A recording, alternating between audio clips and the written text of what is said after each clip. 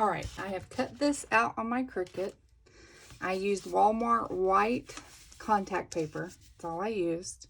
And then I'm using the clear transparent contact paper to, you would put this on here, rub it down, and then transfer it to your painting. Since I only have like the middle of the D, the middle of the ampersand, and the two parts here, because I pulled up my positive, I'm leaving my negative because I'm painting that onto my piece. I am going to cheat and use painter's tape.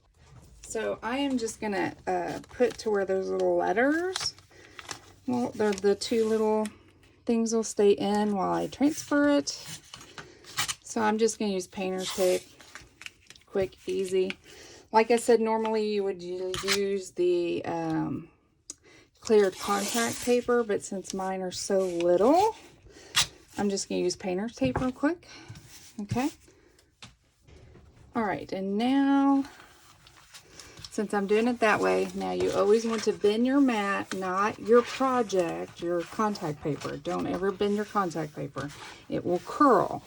If you bend your mat, curl your mat, there you go. Okay, so now I'm bringing my painting over here. Now you don't want to press much because you can pull up your paint. Okay.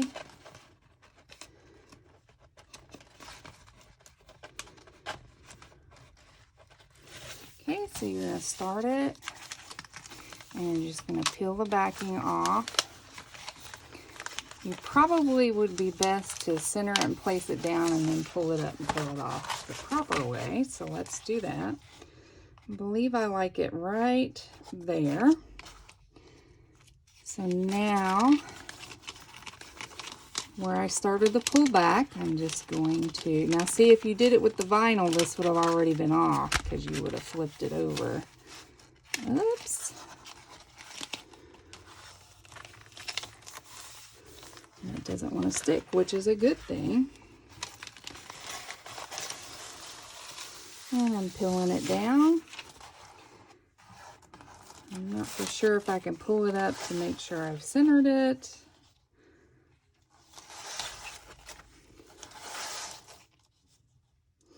I think I'm going to like it about right there. So I'm going to press only on the outside and between the windy name. Okay. Because you want it to stick down firmly. Well.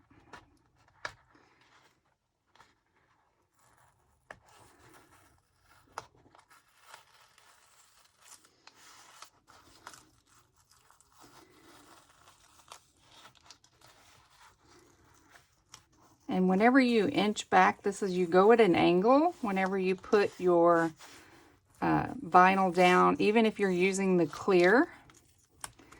Okay, so I need to press that down. There we go.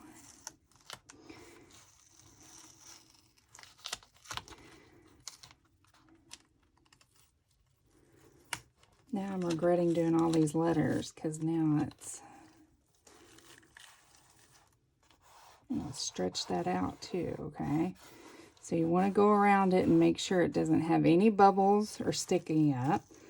This is not very sticky vinyl.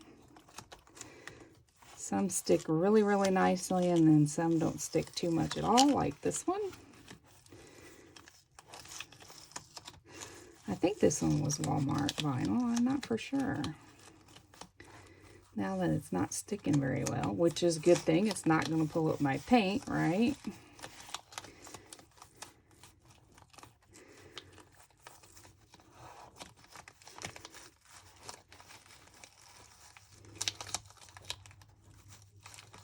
But still, you always want to go at an angle.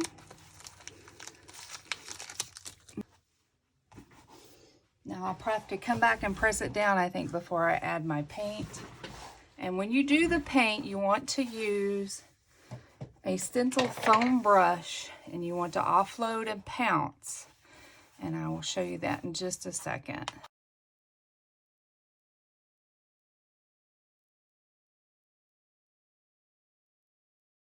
I'm going to use an old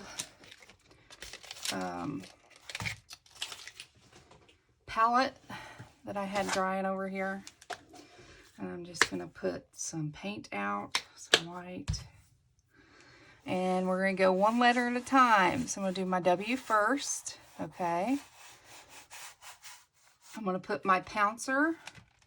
I have a foam stencil brush. Okay, see how I'm offloading? You want to offload.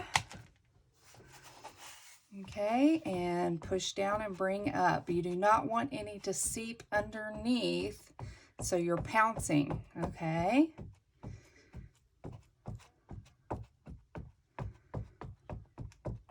You go back in layers. Okay, so it's light to begin with, which is fine. And you pounce it down. And you go back in layers. Layers, layers, layers. Don't try to get it all on one at one go. Okay, offload. Pounce. Now the key is offloading because paint as it is really runny, especially if you're using this one or any of the other whites. They're really, really runny. I am using a thicker white right now called Master's Touch. It's professional painting and not, you know, the normal palette painting. It was the first one I grabbed. Now, remember, we're going to go back and add more to fill in. So you just want to pounce, pounce, pounce, and offload. So it's not as wet. Okay, so that paint doesn't slip up underneath of the stencil. Now, you do want to remove your inner pieces while they're kind of still wet, but we haven't even got all of our layers done yet. So pounce, pounce, offload, pounce, pounce, pick up some more paint, offload, come back in. Okay, we're going up and down. We're not sliding. We're not doing this. We're just going up and down. We're coming back with a second layer. Okay, I'm going to add some more paint to my palette. Okay, grab some, offload. Remember, this is our second take of paint, offload. Come back in, go up and down, no rush. Okay, don't push it up underneath.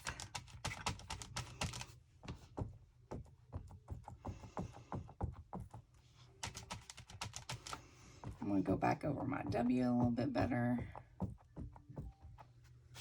Okay, go back over, second round at the ampersand. Okay, all right, that looks good to me. And I will put that in water. Now, you're supposed to move your middles first. I have dental sticks, and it should be right here. I can see it. Try not to make a mess like I just did, and look, I messed up that edge. Let me get that off my fingers before I get it everywhere. My little ampersand. Okay, I did much better there. Let's see. If I can pick the middle D out in Dan. Right there. And there we go. Gently grab that, and then I need the middle part of the A, which it's so little I don't remember. Whoop, it's not right there. Oopsie. Let me pounce that one. It's supposed to be right there, I think. I'm gonna go ahead and lift. Let me see. Should be right around in here. Right here. Ah, there it is. Let me grab it. Ta-da! Okay. Those are my parts. I could have waited a little bit longer. I'm going to hit this with a blow dryer real quick on cold air, and we're done.